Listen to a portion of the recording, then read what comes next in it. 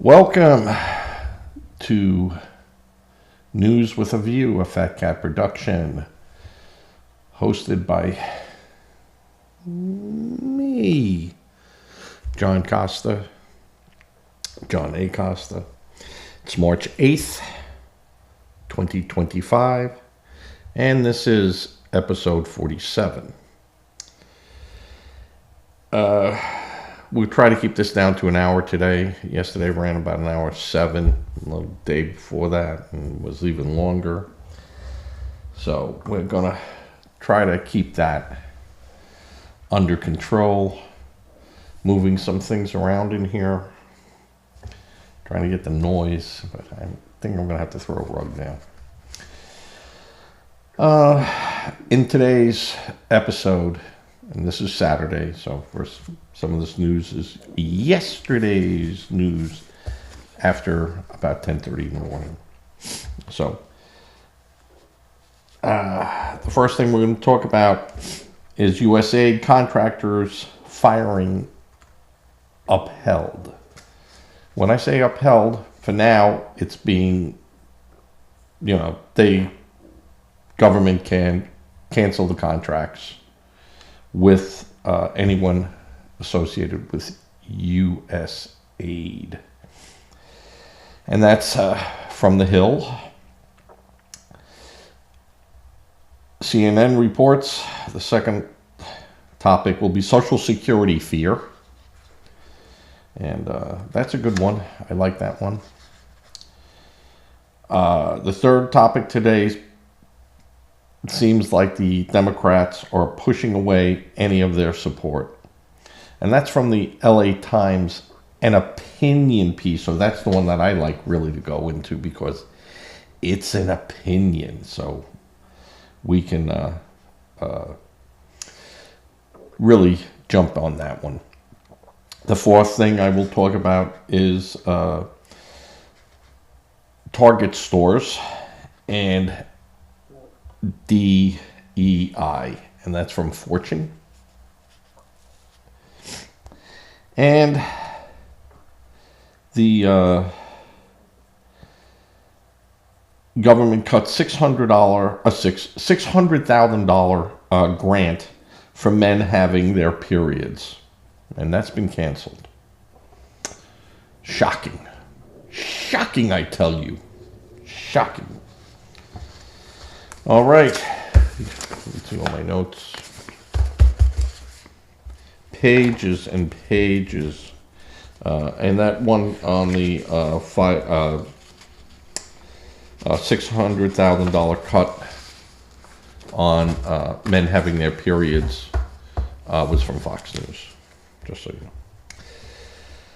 All right. USAID contractor firings upheld. And that was from a federal judge declined to immediately spare U.S. Agency for International Development. Yeah, come on, just say USAID. You know what the hell I'm talking about. Gotta get fancy here. From the mass firings, letting move forward a core part of President Trump's effort to dismantle the agency. Now, this is, of course, from the Hill. He's not dismantling the agency, number one.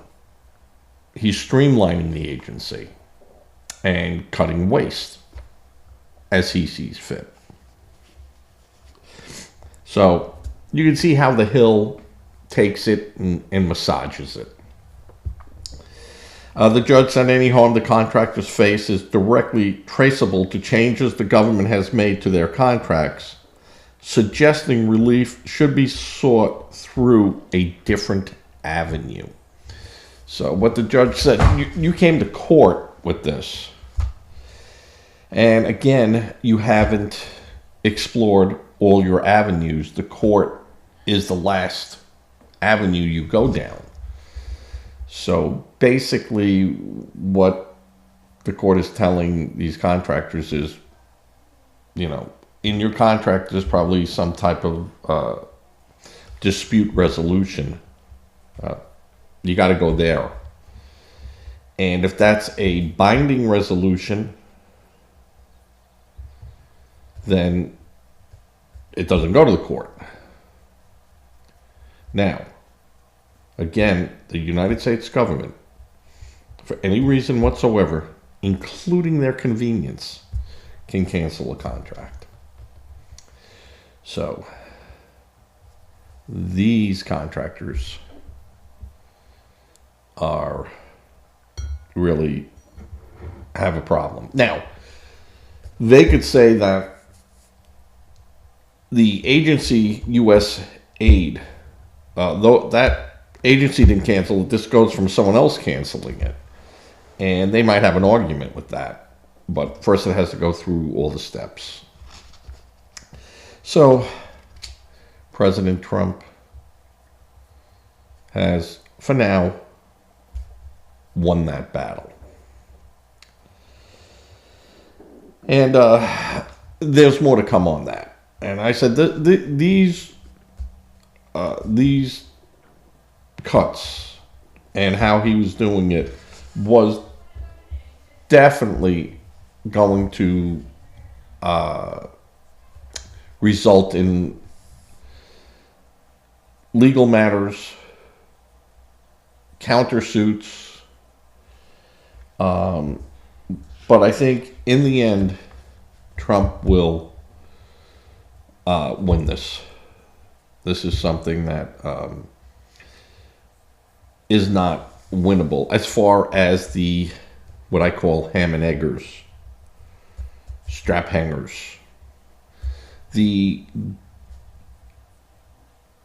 appointed and confirmed through the Senate and the Congresses, those persons, that's a battle. But like I said, if he shows any inefficiencies in those departments, he wins this case. You know, you might have someone that then the people that look at the merit of that can then argue, hey, you know, we do 500,000 transactions, and if 300 are wrong or bad or shouldn't have happened, that's not inefficient. That's just, you know, you win some, you lose some. You can't catch everything. And that will be an argument with the buck stops here. And, you know, that's your job to look for it. So I think that Trump is really, after looking at everything, at first I was really like shaky. I said, I don't think he can win these. And then after reading and looking and really looking at their contracts, looking at the means that the government, meaning the executive branch, could remove these people, that needle is now pointing from 50 now to 70. So, you know, 100 being you want it. So, more to come. That's going to be 4 months. Not 4 months, but 4 months. FOR. Okay. As reported by CNN, a disruptive effect, how slashing staff at the Social Security Administration is sparking fears of a system that could collapse. Now, I'm going to read this, and a lot of these things that I take from an article, look, in this case CNN, I don't take the whole 9-page article. I go into the meat and the potatoes of it, and I leave the other stuff out, but the meat of the potatoes is their fear and not, you know, their opinions or anything else. I take that out of there. But you could look for this at CNN, you could Yahoo it, and you'll find it. Just to fact check me. I have no problems with that. Usually, just so you know, I go over this a couple of times reading it. And you think I'd read it better, but, you know, sadly, that's not the case. But after the show is rendered and I go through the editing process, I put in all my little fonts and little comments. I go through it 2 more times to catch other little mistakes, and I put it up there. Correction, hey, you dummy, you're wrong. That's not what it is. So I try to self-correct, but I have no problem when someone points something out. And 90% it's a misuse of a word. Much like if you watch the old Bowery Boys with Slip, Mahoney, interchanging words that were close, but no meaning to what he was saying. So, East Side comedy. Sorry, what I was raised on. All right. So, what this article is saying is that slashes at Social Security could disrupt the whole system.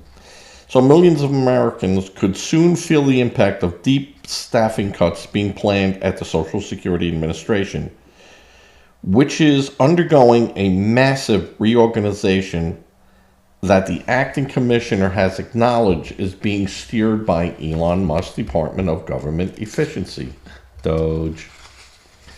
The loss of experienced employees who have managed Social Security's fragile and interdependent web of computer system will likely leave the agency vulnerable to technical outages and potentially interrupt the benefit payments that are sent to more than 73 million retirees.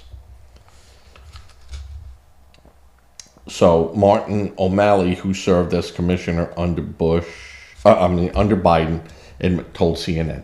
So let me just put this article into perspective. Sorry. They have such a lousy computer system, and it's so inefficient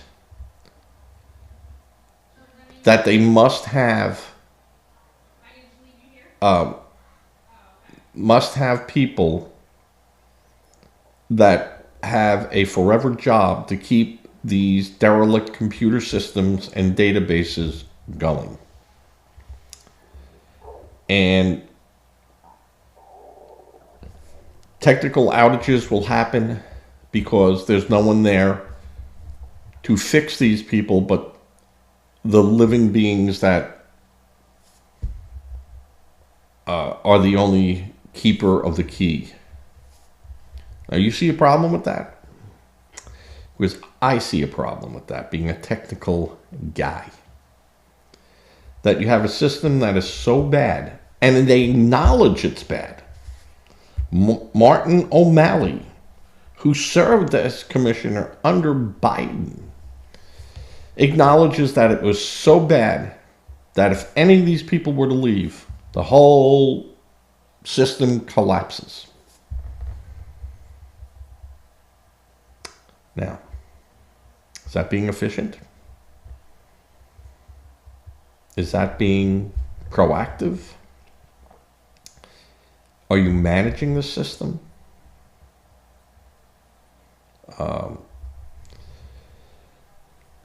Is it being effective?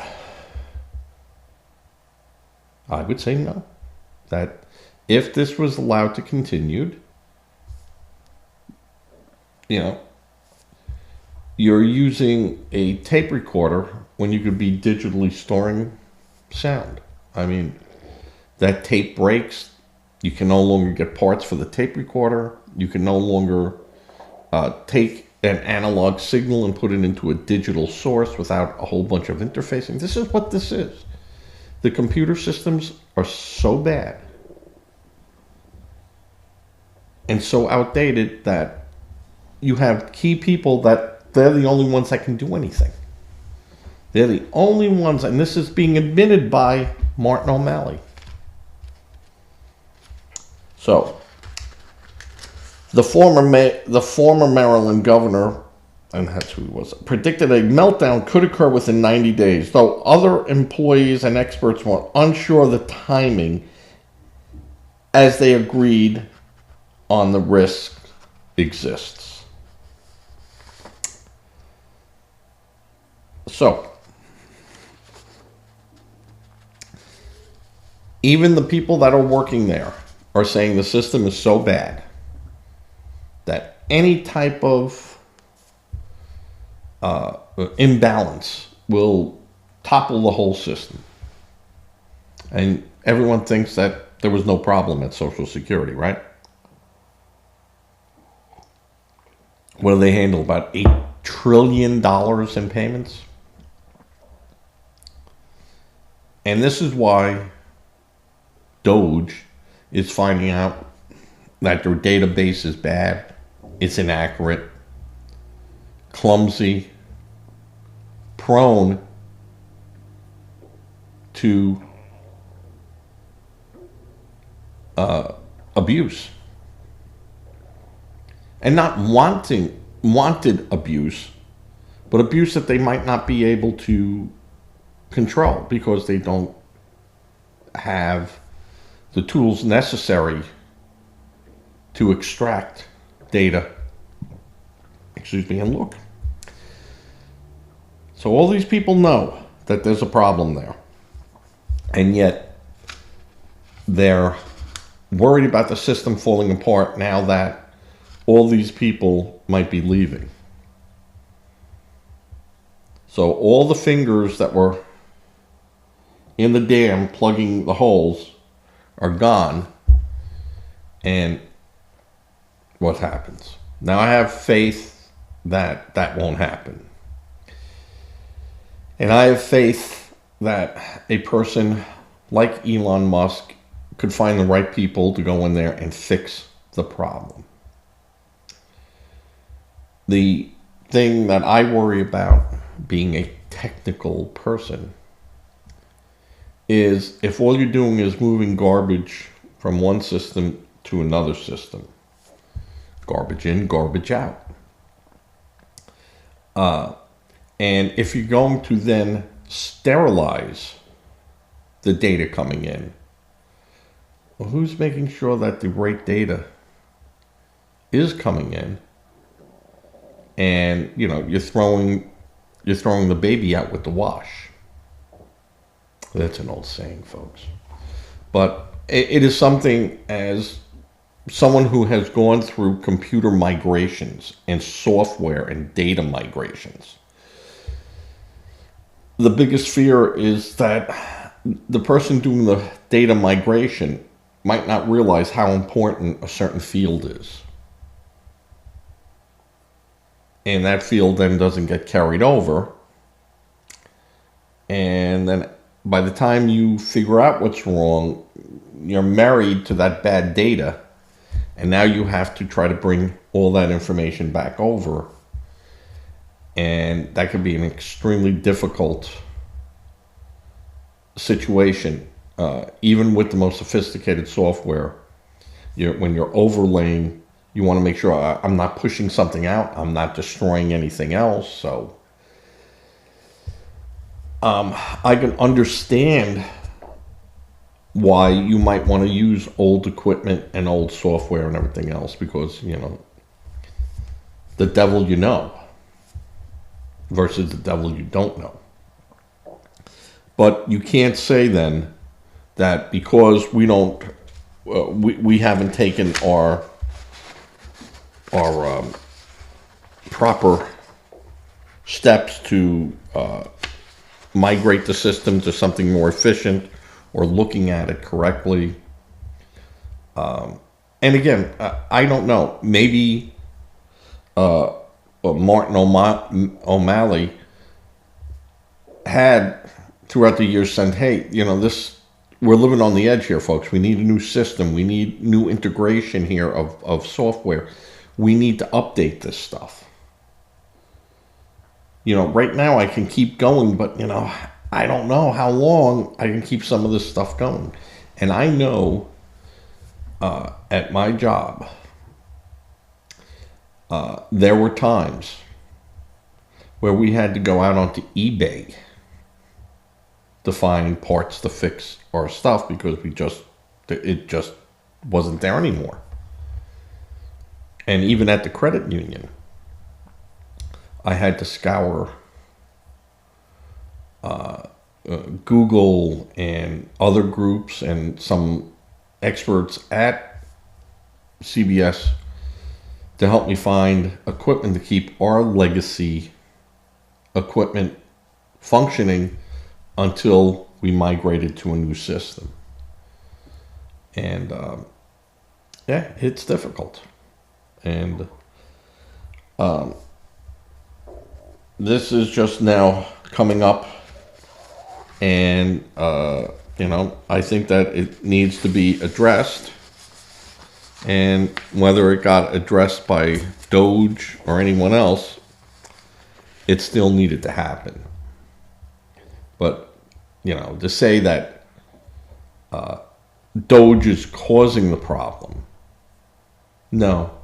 Doge is just exposing the problem. The problem was always there. And the threat of this happening was always there. You just were never told it. Now, people are going, whoa, uh-oh. So, all right. So, this next story, and I was too fast in putting page 3 away. I didn't check to see. And this is from LA Times, an opinion piece, and it's a contributor. I didn't write who the contributor was, but a contributor. Democrats are drifting dangerously out of sync with the American people. You think, huh? Yeah. The election didn't tell you that. And now this is taken out of sequence. I grabbed what I would call meat and potatoes, pertinent facts. The version of the Democratic Party, which featured Obama himself as leading presidential campaign trail surrogate for Harris, which he was thoroughly rejected in November by the American people. It turns out that the voters didn't really know what they were signing up for when they embarked on an extended political journey of hope and change. They weren't interested and aren't interested in legitimizing irreversible medical treatments sold as gender-affirming care. They weren't interested and aren't interested in assessing to wide-scale resettlement of people from Africa, the Middle East, and Latin America whose cultures and customs etherical or anti-etherical to our own culture. Now, I don't see that as being a problem. That wasn't an issue. The issue was for some cultures that said, no, you have to assimilate to my culture. No, you came here. You could have your little culture. That's why we have Chinatown and Little Italy and Koreatown and Little Havana. That's why we have those. And they're delightful and wonderful. But they're not saying every place has to be that way. So with the Middle East, everyone had to conform, or and we need Sharia law. No, we don't need any of that stuff. One people, one law. So, and that is what American people started going. Well, enough with this. You want to have your cultural dance? Go have your cultural dance. You want to have your Knights of Columbus type of thing for whatever? Have at it. But when you start saying, I'm not going to change, you have to change for me. Nope, not having it, and you can't sell it to us.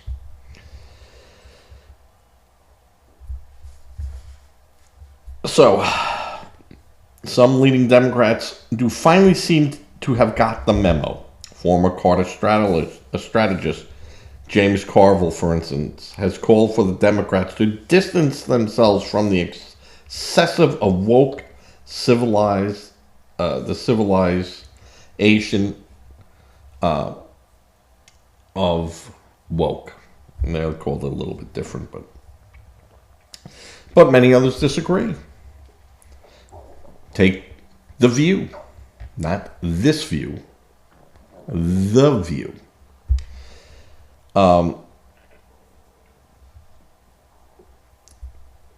You had Sonny Hostin from The View say that Harris's loss to Donald Trump was pure racism. Yeah, remember that? I mean, this will all come up again come the midterms. This is gold for Trump. Gold. And gold only goes up in value, folks.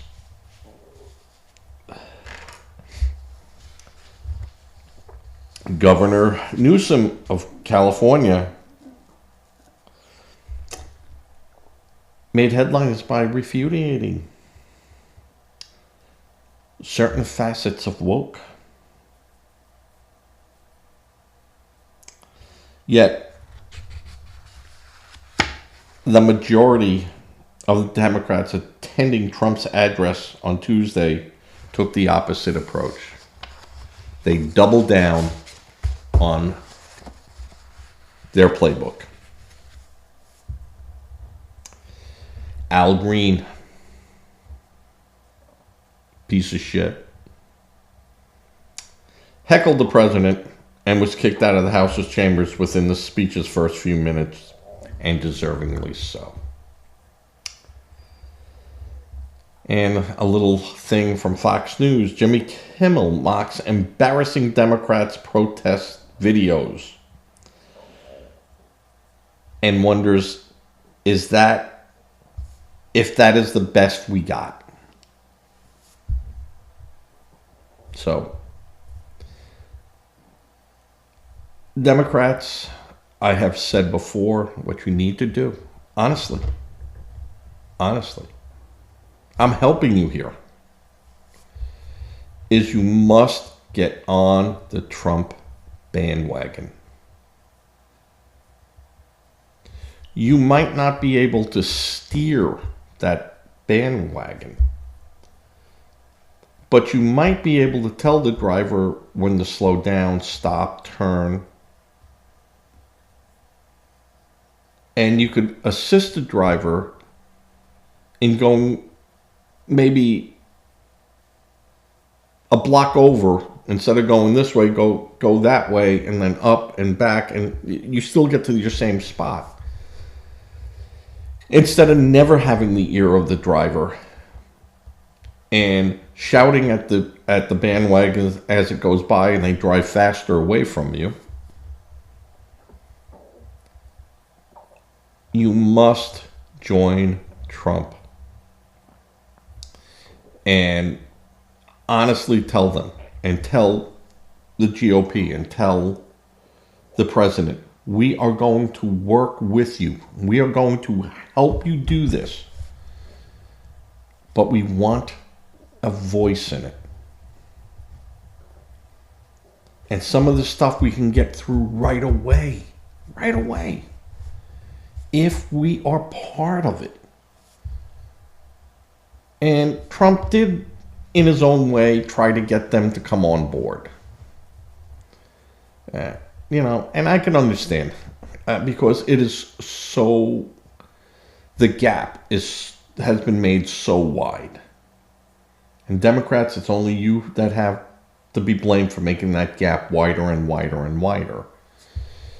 And where you could have put a board to crawl across that gap, you now need a suspension bridge to do it. But it's not impossible. You can do it. If you care about your party and you care about the people as you keep yelling and flailing your arms around about, then you'll swallow your pride a little bit. Take your hat off, put it in your hand, and go to the president and go, we want to help you. But we want to feel included in it. And you know what? Trump wouldn't care. He'd go, hey, great. Because I got other things that I'd like to bring up here too. We get this stuff off and done. And then we could really talk about some of the other problems that we're having and a solution. You know, that makes sense. And if you want to take credit, Trump was always, hey, you bring me a good thing. I'm gonna listen to it. Come in here and think you're going to command me. Nope, not gonna happen. So you're at a very pivotal point, Democrats. And I think your only chance is working with the president. And I think if you worked with the president, you'd get your moderate base back. I really do. Your fringe elements, they're going to go a different way. They're going to go a different way. And you can't worry about that. Because 2 years from now and 4 years from now, they're going to be a little older and a little bit more wiser. And they'll come back. So it does happen. But you must embrace Trump. And I'm not saying, you got to kiss the ring and, ask for forgiveness. I mean, Trump met with Morning Joe and talked with them a few times, privately. And, all right, I could forgive you. I understand what you're doing, but, you can't be lying, and if you really want to come and ask me questions and do it, not that I invite you in here and then you crap on my floor. I mean, come in here and ask me the questions. But I want my answers to be out there and not little snippets. So, all right. I keep schooling you Democrats. Hopefully, Bob in New York, you'll get it. All right. This is from Fortune. And I hardly ever print anything from Fortune. I just find them, a little bit too slimy, even for me. All right. The pastor leading the Target DEI boycott says the company is turning its back on black consumers. And there are more protests to come. Honestly, I very rarely have ever shopped at Target. There's 2 of them near me. I think in the 19 years I've been down here, I'd have to say that I've been there 4 or 5 times, maybe. And that was for, I couldn't find diapers for my granddaughter or something. I had to, there's a Target in there, and go. I know all the companies were embracing DEI because that was the thing to do, and a lot of these people now are rolling back because you have a president in there that says DEI is, no good. And it's just another form. You disguised affirmative action, which the courts have ruled you can't have affirmative action like that. So they came up with another way to disguise affirmative action by calling it DEI. And we see the fallout for that. And I'm going to tell you right now, I have watched major chains close up shop here. I've seen a brand new, spanking new Burger King built. And they had people in there working that couldn't even make the right change when told what that change was. Couldn't understand when you said, you know, a Whopper, just mayo and cheese, or no mayo, just ketchup. Couldn't do it. Wouldn't show up for work. Managers couldn't manage. That Burger King here in South Carolina was open for about 6 months. And it's gone. Building's still there. You still drive by it. You know, it's a Burger King. Everything Burger King has been stripped off of it.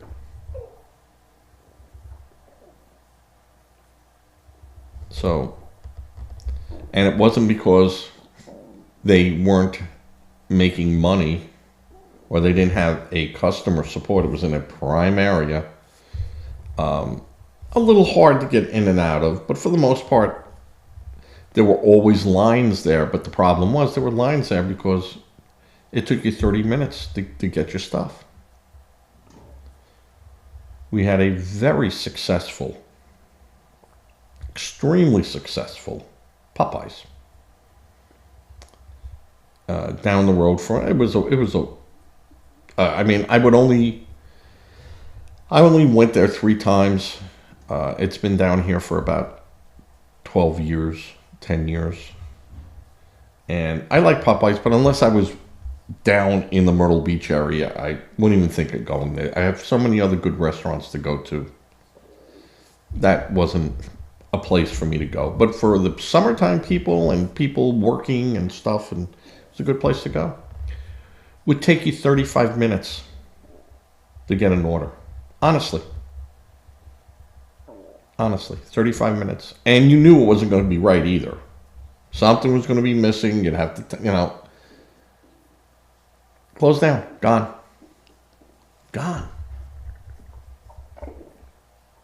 Popeyes. Interesting enough, though, Burger King did buy the Popeyes chain. So, seems to me, might be hand in hand.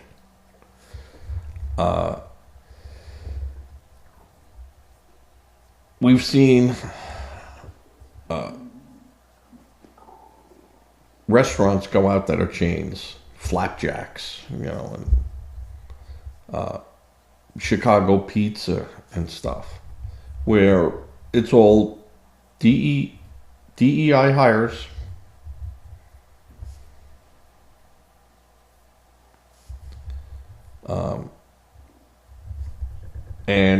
I mean, fast food is the starting off point for a lot of new people working and getting their feet wet and going in there and then moving around. But a company can't survive if the people don't show up for work. The people show up for work, they can't follow instructions, they can't read the pamphlets, they can't understand, or won't, or already have a mindset that, I ain't doing this. So, a lot of these corporations that were taking DEI say, nope, no more. Good, if the government's not for it, I'm not for it either. And other companies, hey, you want to hire him? You can hire him. And if a company wants DEI, well, that's their company. Now, eventually, the shareholders might have a say, hey, what's going on? But if you're a company and you want to hire that way, and you feel that way, that's perfect. perfectly all right. DEI is wonderful if you want to have that in your company. That's your choice. But I think a company that decides, I'm not going to go with that, I want to have, you know, if I take this person over here or this high school senior that, you know, came in, filled out an application, hasn't been arrested for drugs, haven't been, you know, arrested for DUI, is in school, you know, I'll take that person. And I know come the end of the summer he's gone, or, you know, come, you know, he's going to go off to college and stuff. But for the meantime, he's working out fine. And when he decides to leave, I'll just go and use that same criteria to hire the next person. Because in a lot of these stores and a lot of these, you know, fast food places, the turnover is tremendous. In the restaurant business, the turnover is tremendous unless you're really a good employer and you made it a nice environment for the people, because working in a restaurant is hard work. I helped a buddy out here, and it is hard work. So, but we had very little turnover because it was a nice place to work. You worked, and boy, you worked. There was no slacking off, you know. You know, if you could be leaning, you could be cleaning. That was the thing, you know, so. So I think that it's a good thing. DEI never worked. It never worked. It was a fallacy. And I, for one, am glad to see it going, and you know, and everyone knew what it was. It did not fool anyone, and a lot of people couldn't say what it was because, oh my God, I'll get fired, I'll get canceled, you know, I'll have protesters out in front of my place. God. You know, and the other company that is really getting hurt with DEI is like Starbucks. Not only did they bring the DEI in there and hired them and paid baristas, and you know, it was hard work there too. I'm not saying they did not work for their money. But then they unionized. And the same thing where, you know, these places, you know, hey, I gave, you know, illegals, California, I gave them jobs. And now they want $22 an hour. They want pay as if they had just came out of school with a master's degree and wants to start out, you know, and make $50,000 a year. Corporations that continue the DEI madness will fall by the wayside if they don't hire people that are good for the job. Okay, enough with that. We're going to go to the last item, and that was a grant for $600,000 has been yanked, and this was for transgender women. Those are men who now have become women, to study their periods. That grant has been canceled. Now, I'd like to know who approved that. Which congressman put that forward? And what congressman voted for this appropriation? $600,000 to study women who have become men to see what happens to their periods. Does that get anyone else crazy? Or just me? That $600,000, how many people could they given $1,000 to? Or $5,000 to? That needed immediate help in the hurricane and flooding and fires. That this could have immediately been handing out there to people. Here's your house. We know it was your house and it got wrecked, and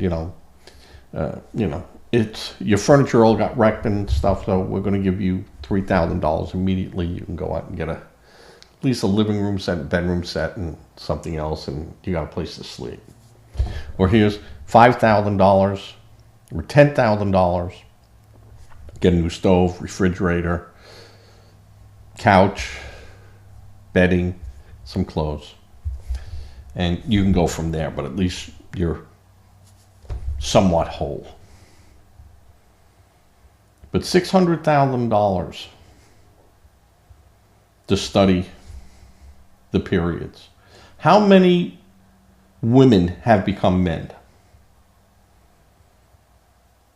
Take that number and then divide it by $600,000. And we can find out what the cost is. I want to know who did this. I will look it up. I will have this information by tomorrow. Well, actually, I won't. Next Friday, because, like I said in my other videos, I will be going away. I will be out of touch here. And not going away. I just will not be able to do my video till next Friday, God willing. But, and this came from Fox News. And like I said, I very seldom go to Fox, except if I want to compare facts. And with another, like an MSNBC who throws facts up there, and then I want to look to see what Fox said about those same facts, and then look it up myself to see if I can get a quote or something like that. But $600 grant for men having their periods canceled. I can't believe it. The outrage. Now, this was from the Department of Agriculture. So, let me just... Yes, I think this was from the Department of Agriculture. So, yes, the U.S. Department of Agriculture canceled a grant worth $600,000 for a study of menstrual cycles in transgender men. The Southern University Agriculture and Mechanical College of Louisiana was the recipient of that grant. And then, of course, the article goes on to say that most females get their cycle at 12 and it ends at 51.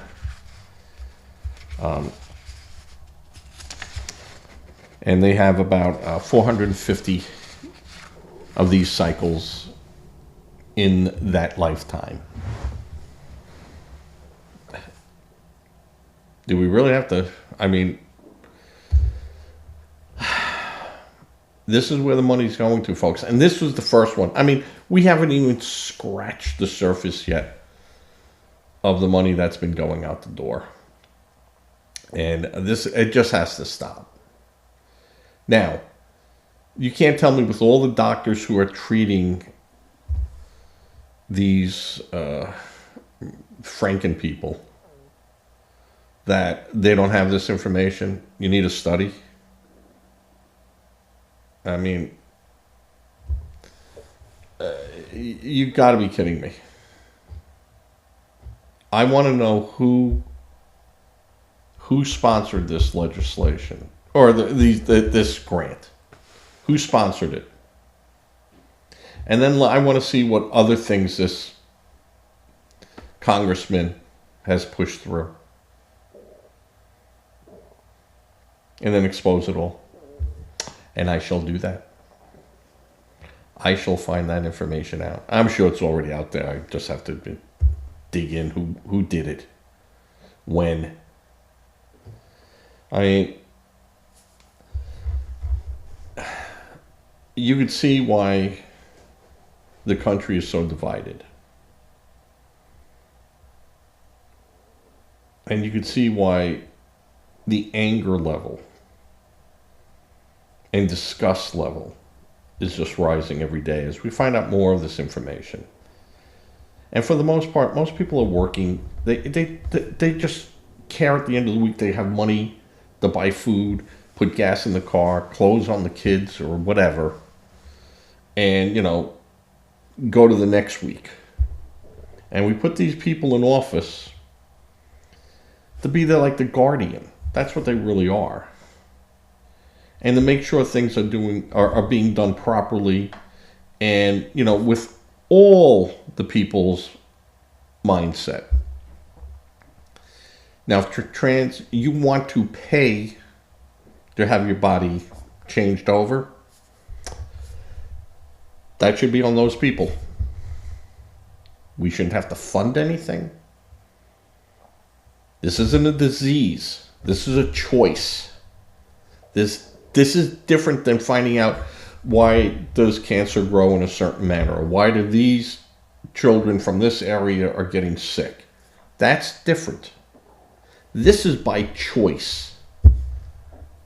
Why do I have to pay for that? Why? Why do you have to pay for it? And if you want to pay for it and you go, I think it's perfectly fine, then you send the check to the LGBTQ or whatever, trans, whatever, and you donate money yourself. You donate your money. This is bullshit. And this is what needs to be called out. And that information is there. You could look it up. They're not hiding it. They're just making it piled under so much paperwork. You can't find it. It's there. But you need more than a treasure map to find it. But if they were to say, hey, that's out there, this wasn't done in secret, they're right. They're absolutely correct. It wasn't. But it's almost impossible for you to find. This is what is wrong, folks. This is what is wrong. And it has to be stopped, and we got to use common sense. Just common sense. The idea that you pay to see this. And then what do you gather from it? We know that these women who want to be men, they're being pumped with steroids and anything to erase their estrogen level. And,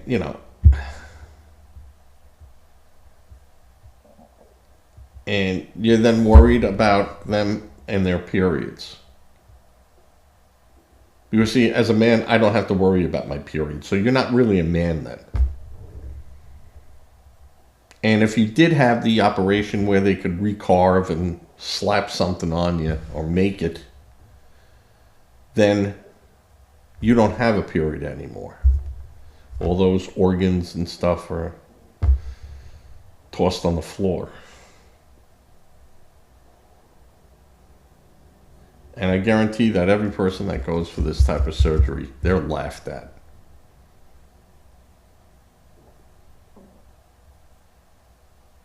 That you're mutilating yourself because you don't know who you are.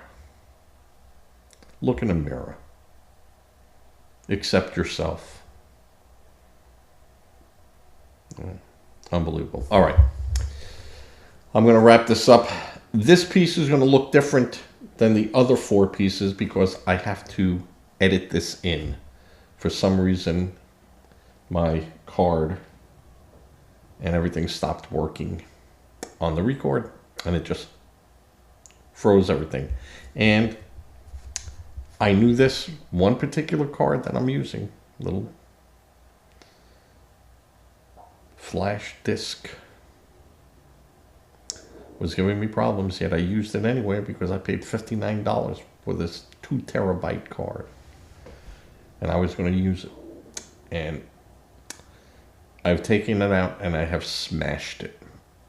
And I'm done. That's it. So I think the most that I can go with on this device is 128 gigabyte card.